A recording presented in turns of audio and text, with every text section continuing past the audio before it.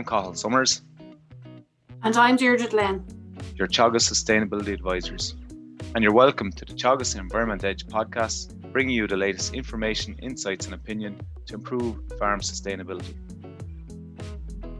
On this month's episode, Dr. David Wall, Teagasc researcher based in Johnstown, Cathal, gives advice on how we can improve our nitrogen use efficiency and practical advice for your farm.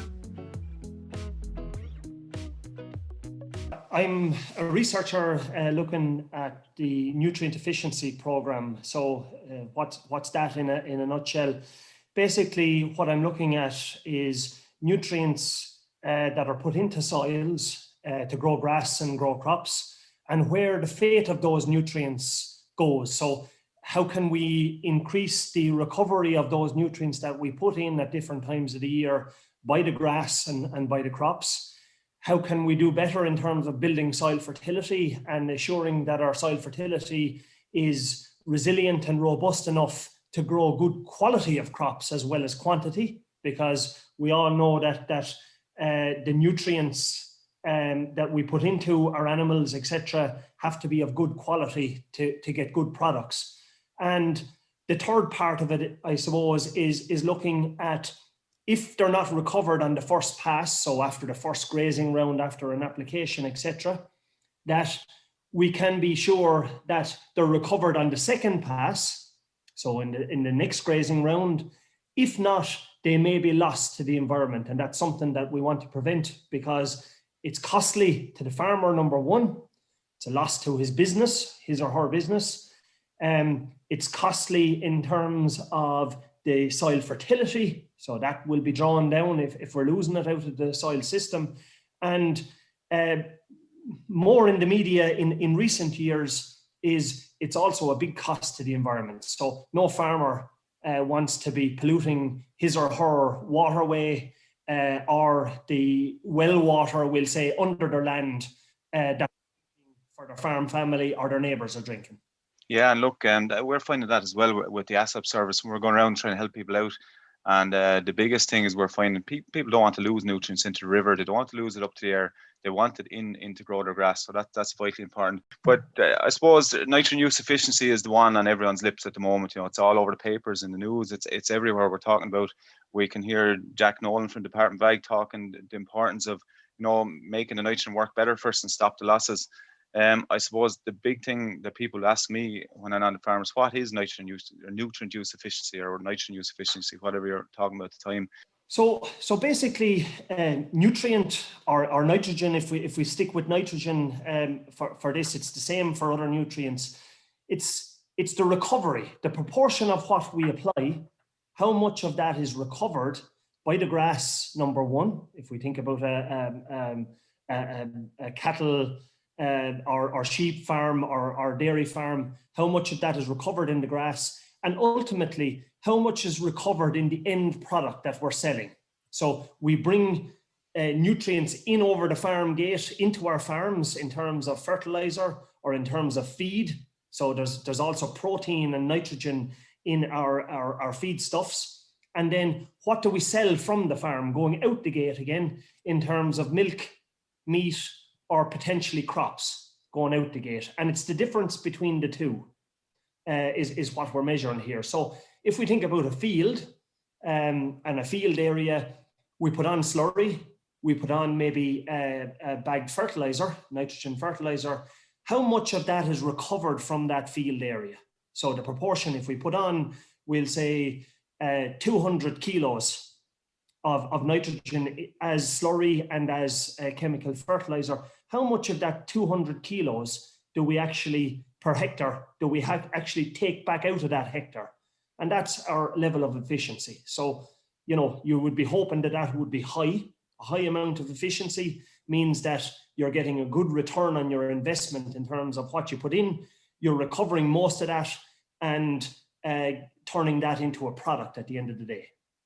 And when you talk about efficiency, are we kind of at now at the moment, say maybe a dairy farm we take, for example, are we kind of at that 20 to 25% nitrogen use efficiency at the moment? And if that's the figure, is that the case for every ton of fertilizer or nitrogen you spread, is only a quarter of it getting back to the farm? Unfortunately, nitrogen use efficiency is one of the lower ones in terms of the nutrients in general. And some of the reasons why it's lower in terms of what we recover back out of the system is to do with a grazing system. We don't control or we don't capture all the nutrients that are flowing around in the system. And when I say that, the animal is eating the grass, so the grass might be very efficient at capturing the nutrients first and foremost. So you could be following a good fertilizer program, putting out the right amount at the right time over the year, and the grass is very efficient. It has a permanent root system at recovering those nutrients. However, once those nutrients are eaten by the grazing animal, most of those nutrients go back out the back end in dung and urine, and we're not storing that in a slurry tank or in farmyard manure, etc., where we can say, okay, we have it recovered now and we can reapply it where we need it. It's being recovered, or it's being excreted out in a dung and urine patch, which we can't control. And hence, it lowers our overall efficiency. So what we really need to think about is, what are the sources of nutrients that we can manage and that we can maximize their use efficiency in the system. So, you know, if we think about those, we have the soil itself and the organic matter. We need to think about when the supply of nutrients or nitrogen from the organic matter through mineralization is happening, so that we can maybe hold back a little bit with the nitrogen fertilizer in the bag and let the soil take over for that period. At other periods there where you're spreading organic manure, be it slurry, be it farmyard manure, then we're putting in that source. So again, we don't need to put on as much chemical fertilizer through that period. And then at other periods where the soil is not doing as much for us, or the organic manure is not doing as much for us, then we can go with the bagged fertilizer for that period and maximize the efficiency. So it's important that we understand the system. The other big issue or the big consideration that needs to be taken on board is, how much recovery potential is there by the grass at that time of the year? So if we're in the early season when the grass is growing very little, maybe 20, 30 kilos a day, should we put on the same amount of nutrients as in May when the grass is growing 80, 90, 100 kilos per day? And surely, considering that, we'll get the fertilizer program a little bit more optimal. David, how important do you feel clover will be in offsetting chemical nitrogen inputs and reducing costs on farms going forward? Well, Deirdre, I think clover is the future. I think it has to be the future. We have some challenges in terms of reducing nitrogen fertilizer, even in terms of the government's ag-climatized strategy. They're talking about reducing fertilizer in terms of the EU farm to fork. So this is new legislation that's coming on board in the next couple of years, and they're proposing a 20% cut in nitrogen fertilizer. So we'll have to get cleverer in terms of how we use the resources that we have. So to get more from what we have, that's the definition of efficiency. And clover in that mix, where the plant itself, that clover plant, is fixing or capturing nitrogen from the atmosphere and pumping it down into the soil, where the grass, the ryegrass, and what other species you have in there get the benefit from having the clover being a neighbor of the clover in the soil. And the research that we're currently conducting at Teagasc shows that we can, with a good clover sward, 20% clover over the year, we can capture in the region of 120 to 150 kilograms of nitrogen through that clover. In the southeast of the country, I suppose all the way down nearly from Dublin all the way to Cork, we're in that zone of quite free draining soils.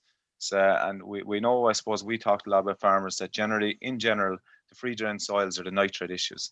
And in general, the heavier soils over to the Midlands and West are the phosphorus issues. And we know we have a big problem down this side of the country. We're in zone A down this side of the country where we're allowed to get out with our slurry and fertilizer quicker than anyone else. And that's because we have such free drain soils. We can have extended grazing seasons. We can get out quicker. Our soils heat up quicker. So we can farm that bit harder. But we have a nitrate issue here. Now, what can we do from now on in to try and minimize that damage? Because as it stands, half our water bodies aren't meeting the standard they need to be. And if we don't get that sorted in the next 7 to 10 years, we're in serious bother from Europe.